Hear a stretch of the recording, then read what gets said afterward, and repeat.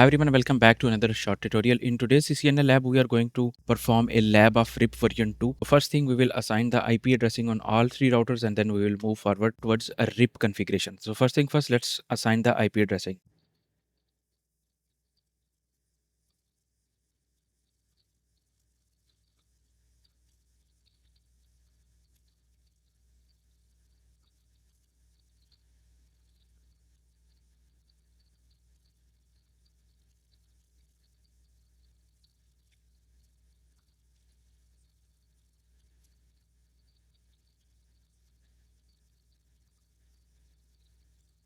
So IP addressing is done.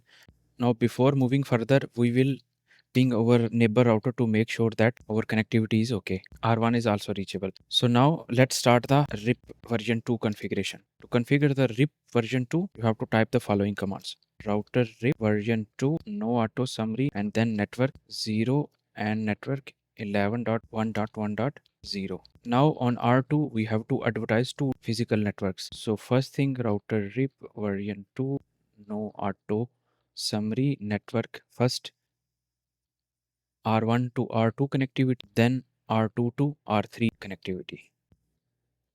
And then at the last, we will mention our loopback.